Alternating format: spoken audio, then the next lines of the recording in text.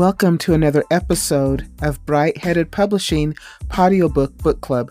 I am your host, Kelly Morgan. Today I sat down with J.L Raynor and we talked about his book, I Used to Be a Racist. We also talked about his publishing company, 105 Publishing, and his upcoming podcast. JL is a multi-talented guy, and he really contributes a lot to what it's like to be an author. This is definitely a great episode. You don't want to miss it, so keep listening. Welcome to the podcast, our newest book club member, J.L. Raynor.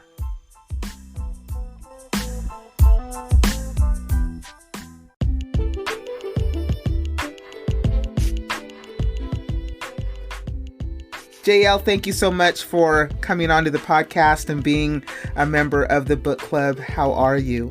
Good. How about yourself? Thank you for having me. I am doing well. I'm excited to talk to you about the things you have going on because it seems like you're, multi-talented. You have different things going on. You're an author, so we'll talk about that and your journey to becoming an author and what that looked like. I also want to go over your publishing company, helping others get their book published and what that looks like. And then, of course, you're a fellow podcaster, so talking about your podcast and supporting you on that as well. I want to talk about that as well. So we're going to cover all the many things that you do. Does that sound okay? That sounds perfect. Great. So first of all, you're an author, and being an author is no small feat. Takes a lot to actually, go from thinking about it to doing it to actually, producing a book. So what did your journey look like, and why did you decide to write a book?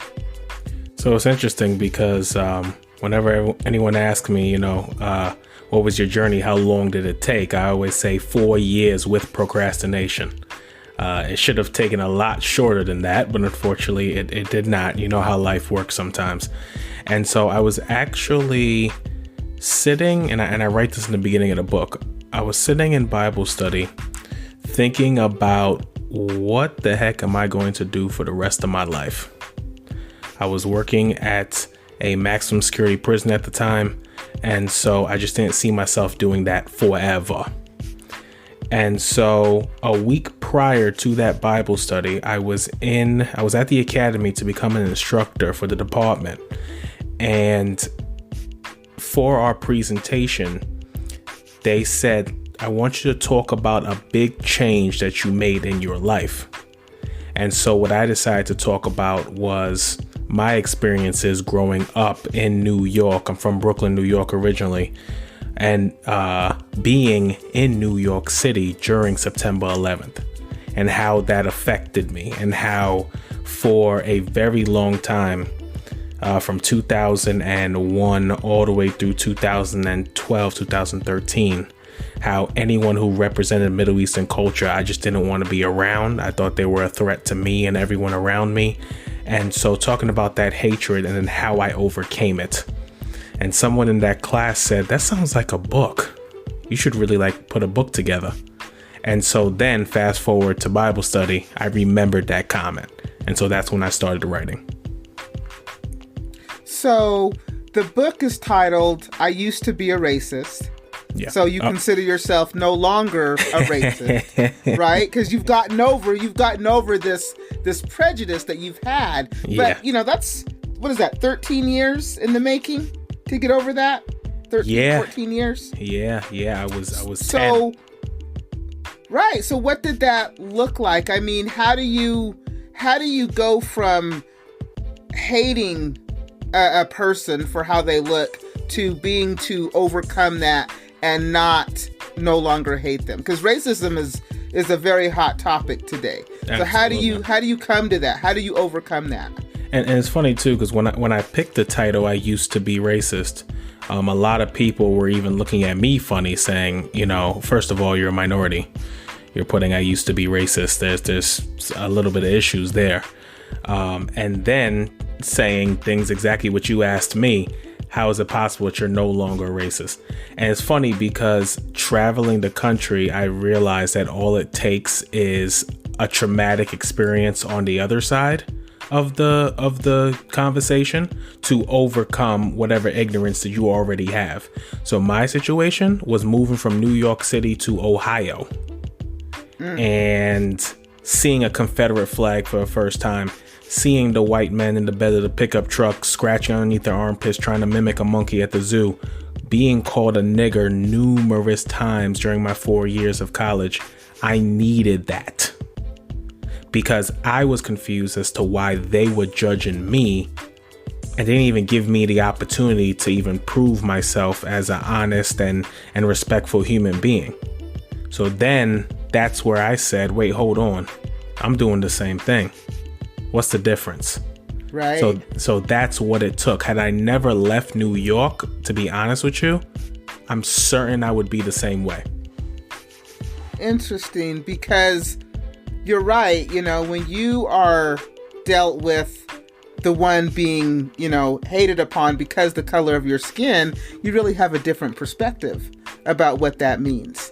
And it's, I think most people have prejudices. I don't know if I would necessarily call myself a racist, but there are prejudices out there, and there are stereotypes out there, right? That we all find ourselves, either joking about or even using, because I think that's just our culture. But at the end of the day, I would like to just be able to judge people on who they are as people and not have to check the box as far as what you identify with color-wise. And maybe one day we'll get there, right? Yeah. So, what made you decide to, you said that, when you were in Bible study, you got this idea to put it in a book, but that's a huge feat from thinking about it again to doing it. Were you apprehensive about writing this and then putting it out there? So I was thinking about mainly the negatives. I was thinking about the fact that I am going to get those questions, or I am going to get those people who laugh when they see me at a book festival, or I am going to get a lot of that negativity, which I've gotten all of it, actually. And every single time it has happened, it's become, I want to describe it like a tattoo. When you get a tattoo, it hurts like heck initially, but as the artist keeps on going, you kind of get numb to it, right? And so the 4 years of procrastination was all in my mind, like, maybe I should rename it, or something that would be not as woe. A lot of that had to do with what I believed other people would think and what other people would say about me and what I didn't want to hear. And that's even with my own publishing company. That's something that I talk to authors about, second guessing it based on what they believe others are going to say and what others think about their own dream. And it's a struggle we all have. Oh, you got that right. It's hard not to let others influence you. Yeah, absolutely. And one thing I want to talk about too, as far as book festivals, I just did a new episode on our author advice page, which is like my new podcast, but I'll tell you about that a little bit later. One of the things I love about going all over to these book festivals are the stories that I hear. And so when you were asking me what took me to get over my hatred that was so strong, the stories I've heard, one of the best stories I've heard is this man in Michigan who he grew up in one of those towns where it's 5,000 people. The blackest thing in the town is probably a black squirrel, right? There's maybe one Mexican somewhere or one Native American somewhere, but everyone's white. And so he grew up in southern Michigan and he had to go to Detroit for, I think his dad had to get something that was only in the bigger city. And so their car got stuck in a ditch up in Detroit. And so here comes these about 4 or 5 black guys walking over. And one of my blogs on the website is titled, "They're Coming, Those Black Guys Are Coming." Because that's what his mom started to scream. And when they got over, they said, okay, the 4 of them are going to push. And then I'm just going to go ahead and motion you to hit the gas so we can get you up out of here. And when they got out, the dad and the mom didn't say thank you. They kept their heads straight and they floored it trying to get away. And so what he thought to himself, and I was talking to this gentleman, he was in his about early 60s. He was 10 at the time. So his thoughts were, I thought black people were supposed to rob us or rape us or stab us, or how come they didn't do that? Why didn't they do that at all? This is what the kids say they do. This is what the news says they do. Right? It's interesting. Yeah. I mean, I love hearing these stories.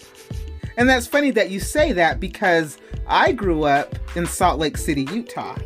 Oh. So there were not a lot of people of color. When I was in elementary school, it was really just me and my sister going to school.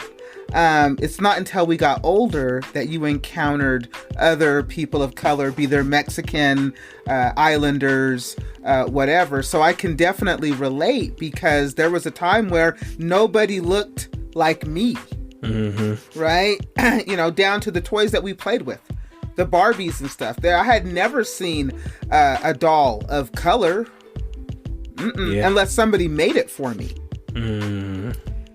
So very interesting dynamic when you think about racism in this country and how still prevalent it is. I mean, it's gotten better, yes, but it's still an issue, and I often wonder if it will ever be resolved in my lifetime.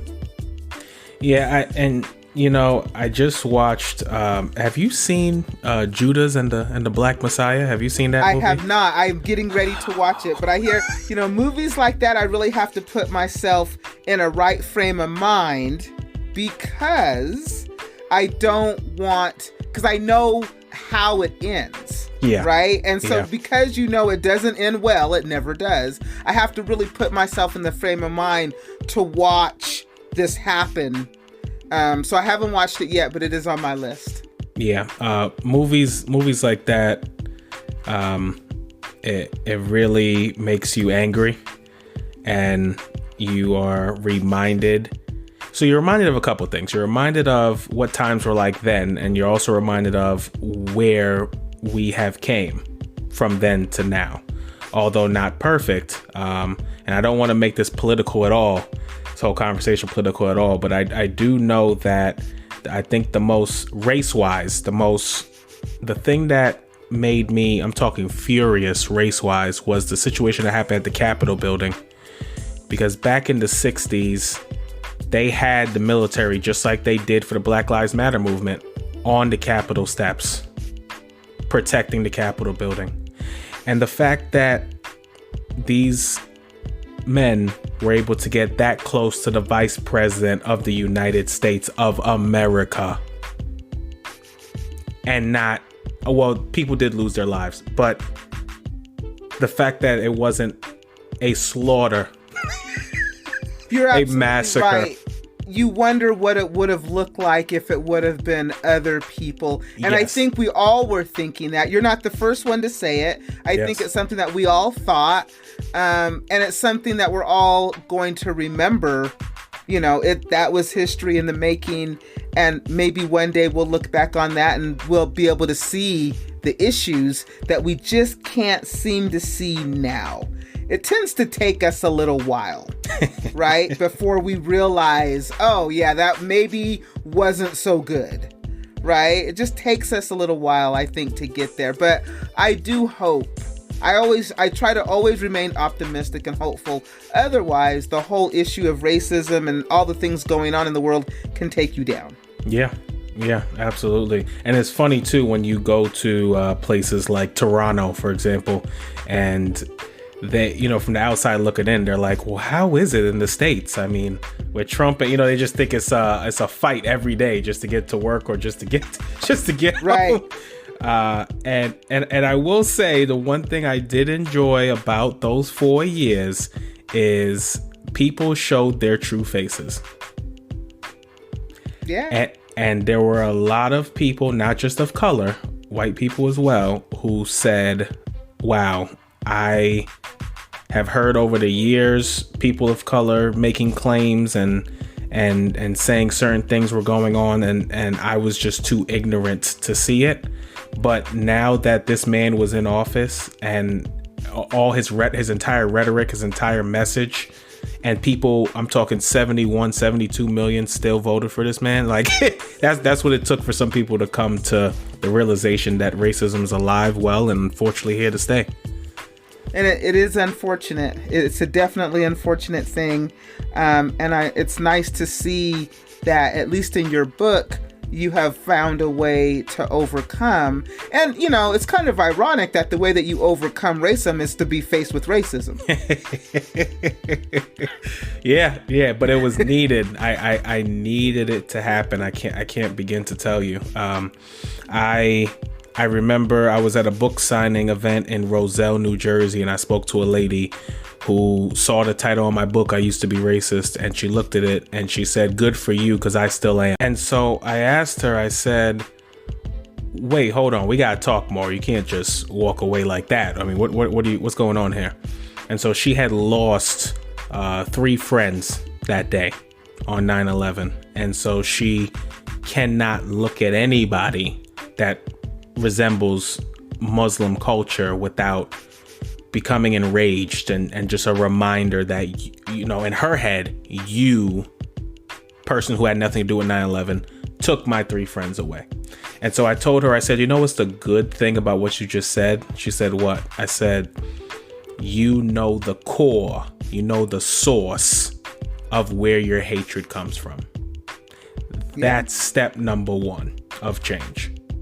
She didn't say thank you. She didn't say anything. She kind of just looked at me, and you know, it was like one of those like, you know, that's the way I begin to look at positive aspects of things. Even when the person's not ready to change, it's like, well, you know, the source of it. That's phenomenal.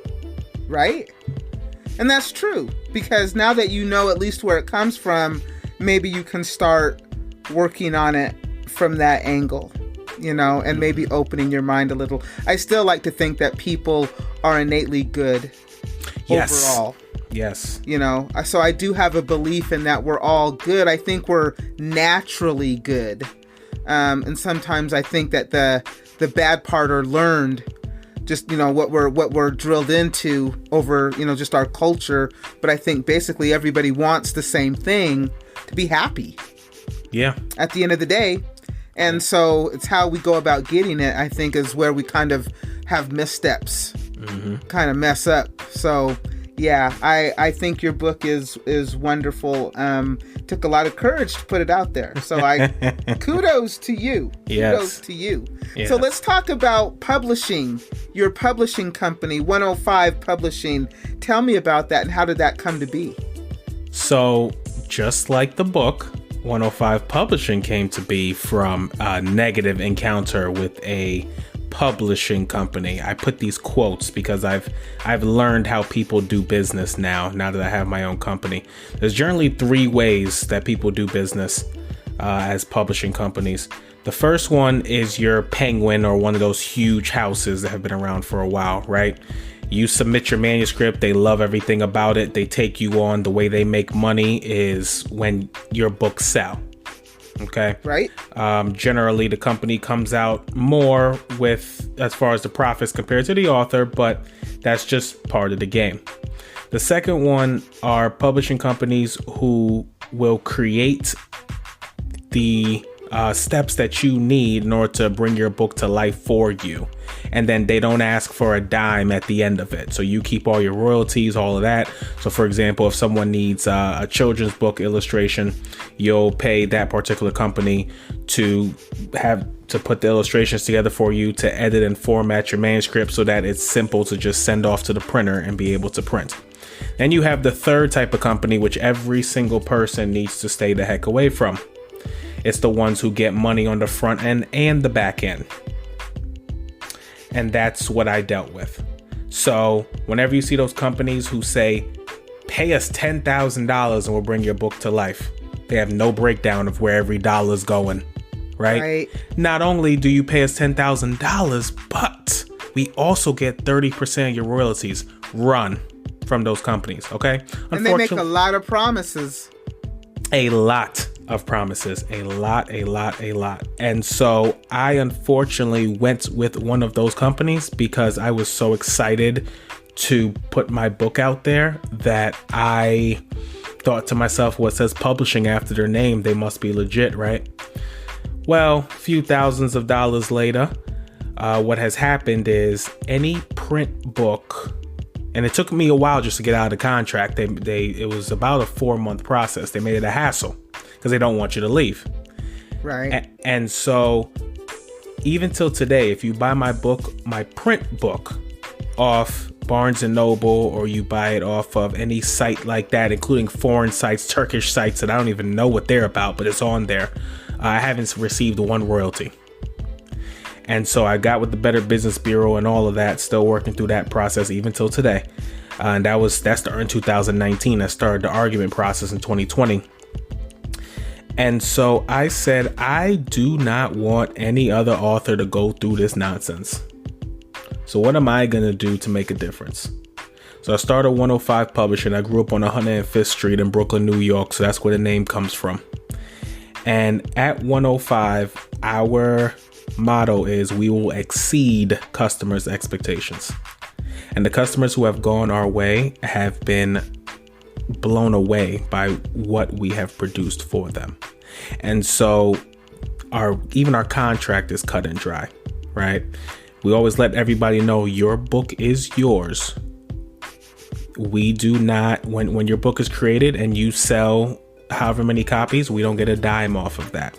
Even at book festivals, which I had to create things that were different from any other competitors.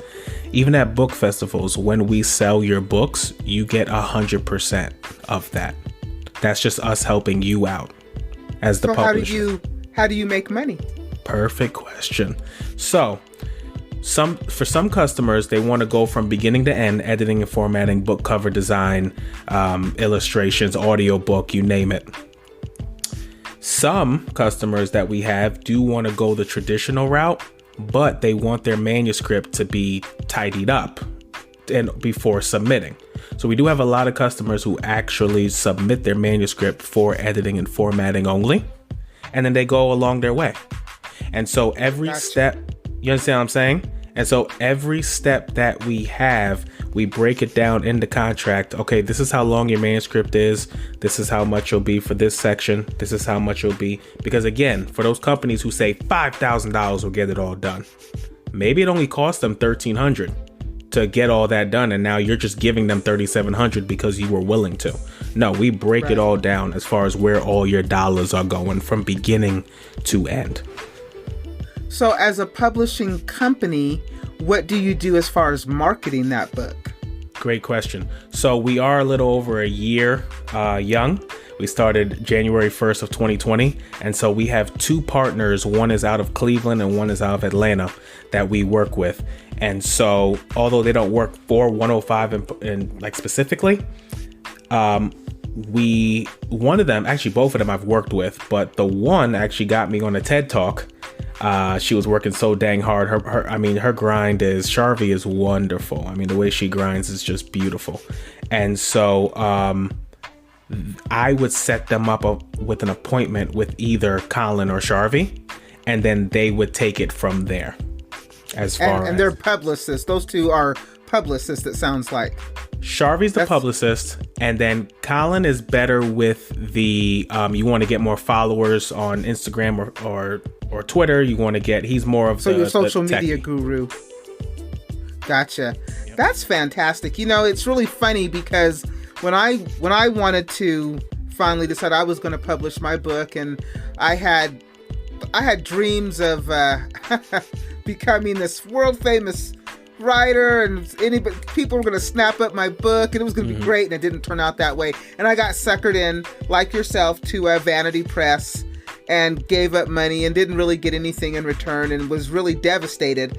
But that's why I started the podcast, because I told myself if I ever had the means to pay it forward and help somebody from going through this, let's just call it what it is. It's bullshit, and losing your money and your time and somebody just taking your work and not caring about it at all. That's your book. No matter what anybody thinks about your book, that's your book. Yeah. And it deserves the attention that you gave it when you wrote it, regardless. And, I decided to go the self-publishing route. But now that I've got this podcast and I've learned so many things I did not know, I was very ignorant. I have now decided to pull back and re-edit and republish my books because I've learned a lot. I've learned a lot now, and I feel that the books aren't doing justice as the way that they should. They're not as polished as they should be. And now that I've learned a few things, I know how to get that done. Yeah. And isn't it unfortunate that sometimes you have to go through those terrible situations to create something great out of it? I think Les Brown has a story about that. A lady who she lost her mother, which is that's one of the most devastating things you can go through, is losing your mother. And when she went to the cemetery to go visit, she noticed that the other grave sites weren't kept up well. So from that tragedy, she started a business. And pretty much what she would do is, that when you come to visit your loved one, no matter when it is, that area is going to look beautiful. Right? So sometimes it is out of tragedies or just terrible situations of dealing with the vanity press that causes you to rise and make a difference. That is very true, because you really have to, but you really have to believe in what you've done. So it's easy to get defeated, right? It's easy because you're going to get no's, especially if you're going to go traditional. Yep. You're going to get no's, and they say that, the more no's you get, it's a badge of honor. Although I don't believe that. However, you're going to get them. You're going to get them. People are not. And then you have to realize too, at the end of the day, that everybody's not going to appreciate your work. It's not going to be everybody's cup of tea, and that's okay too. But you're putting yourself out there. You're making yourself a little vulnerable, so it can be a little scary. Yeah. And I think even with us, for example, the biggest struggle is like on Facebook, when you have those people who say, oh, you're nothing but this. And I'm like, no, I went through that. That's why I created this. But you can only argue with trolls so much. I mean, it's just people online who just want to get you down. And that's actually something I do enjoy doing. When I see other trolls intentionally trying to put other people down, I will send a private message to that person saying, hey, look, don't worry about what this person has to say. You keep on going. You keep pushing. And, if you ever need some motivation, we have some free videos on our author advice page that we're transitioning into our podcast that will help you out. So, just keep your head up and don't worry about all that negativity. That's a good thing. Yeah. It's that's amazing. A good transition to your podcast. Yes. So tell me about your podcast and what this has morphed into. So the initial podcast I had was Let's Talk About Race. And so I would have different guests on, or I would talk about just different topics in general, current events. And so what I decided to put more of my emphasis on, I almost think that COVID hitting when it did, it needed to happen. I had about 15 or so book signings and book festival events to go to for 2020.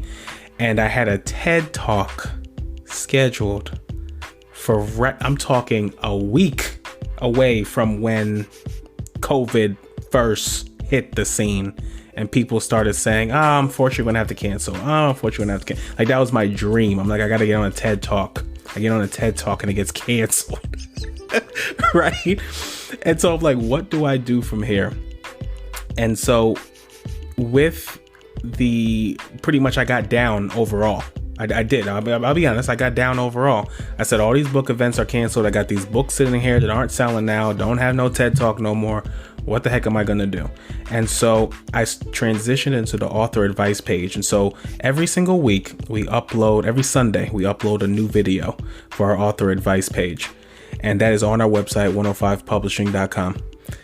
And every video is geared towards helping you in some aspect of the publishing process. So whether it has to do with, our most recent one is book festivals, or we have one on audiobooks, or we have one on writer's block, or we have one. So it's like constantly different topics, Okay. I even have one on trolls. I think you'll like that one. Wow. Yeah. I have a video titled Trolls. I dealt with a really nasty troll, and I said, you know what? While I'm angry, I need to do this video. Yeah, when you listen to it, you'll probably be laughing. It's just all of New York City comes out of me in that video. And you got to listen to it. But anyhow, it's geared towards helping aspiring authors and current authors as well, with whatever stage they're at in their writing process. That's so funny because we're both doing the same thing. So I think it's great that we're able to connect, through your book, but look at all these other things that you do that we can help both promote what we're trying to do, because we have, I believe, the same message. I don't want to see other authors fall into these pitfalls. And every day there's a new author. There's somebody who gets this idea, ooh, I'm going to write a book. Right? And then they start the process. And as an author, when you're in author mode, you're not thinking about selling the book. You're thinking about writing the book. Mm-hmm. And then it's not till after you write it, and then you're like, now what do I do? I met a lady, and her book, she had it published through Amazon, but guess what? She left out the editing process and just tried to edit herself. And there's one thing I've learned about self-publishing. You cannot edit your own work. You need to invest in an editor. And I say invest because it's an investment in your work. If somebody says they can edit your book for $200-$300, it's probably not what you want. It sounds good. It's not going to try to break the bank, but it's not going to be quality, and you're going to have it redone if you want a quality book. Right. And we actually have two videos. One is editing and formatting, and the other one is you edit first. And so the people who, like you said, write, and then it's ready to go out to the world, that's the worst thing you can do, because you're always going to miss. I mean, I was surprised when I decided to, exactly what you said, invest in editing. The amount of mistakes that she found. I'm like, is this the same manuscript? Yes. Because I read this book like 70 times. I didn't see that at all. Right. You just stop seeing the mistakes. Right. It is imperative. I mean, I'm talking, and that's why we do have a lot of customers where they don't go through the whole process with us, but we make sure that their editing and formatting is on point. Yeah. I also put in there that I don't agree with going with an editor who only edits and doesn't format. If they don't do both, I say you need to find someone who does do both, because that'll help you out in the long run. Some people will just have it edited and then they'll say, okay, I'll figure out the formatting. We actually have it where they're built in. There's no difference. As a matter of fact, a lot of our packages are very competitive. So even, I think I brought this up already with the illustrations. There are, I'm talking maybe 1%, and that might even be high, of illustrators who will actually not only do your children's book illustrations, but then edit it and format it for you. That's just, I looked up what does my competition not do? Okay, so editing and formatting is included in the illustrations package, right? And that makes it nice. Yeah, because there is no extra. Someone will say, well, how much does it cost to edit and format? What I priced you is already, like, that's included. And so they're like, oh, so I don't have to go anywhere else? Nope, you can do that all through us right here. Even with our narrators, you can hire for the same price up to 2 narrators. It's not this much for this narrator, that much, up to 2 narrators cost this price, right? Everything that I'm talking out, I meticulously, while the website was being designed, I said, let me look up what other people do and let me see how I can do it different. It's funny that you say about the audiobooks, because I always thought that an audiobook naturally came after the print book. After X amount of sales, you would then go to the next level, which was an audiobook. What I did not realize is that once you write a book, it can actually go straight to audio.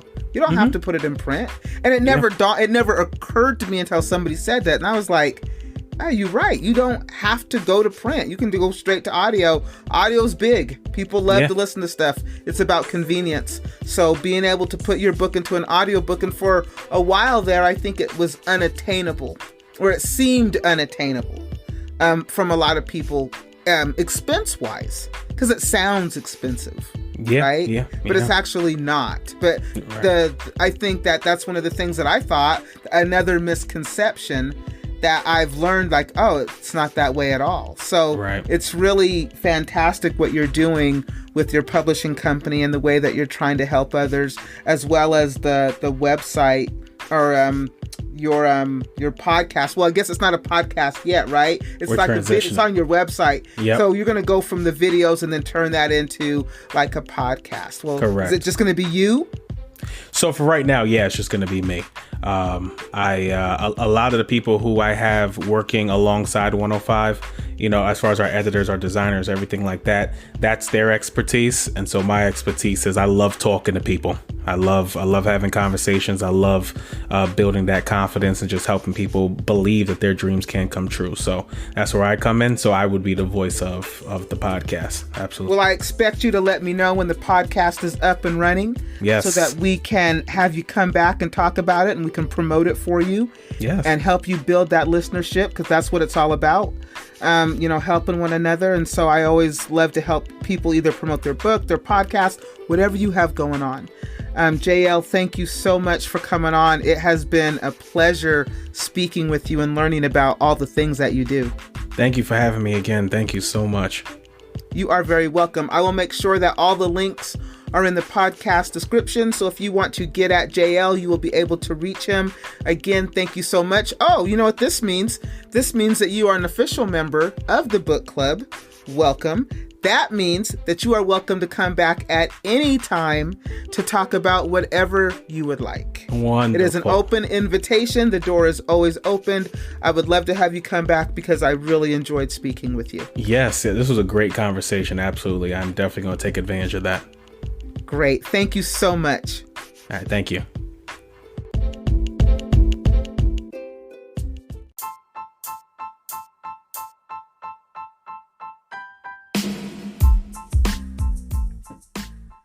Thank you for listening to another episode of Bright Headed Publishing Audiobook Book Club. I have been your host, Kelly Morgan. Today we wrapped up with author, publisher, and podcaster J.L. Raynor. J.L.'s doing some wonderful things with his book, I Used to Be a Racist, as well as his publishing company, 105 Publishing. I truly enjoyed speaking with him and hope he'll be back again for another episode. If you are interested in being a part of the book club and you would like to be featured on the podcast, email me, brightheadedpublishing@gmail.com. Again, brightheadedpublishing@gmail.com. Thank you for listening. I truly appreciate it. Until next time, keep writing.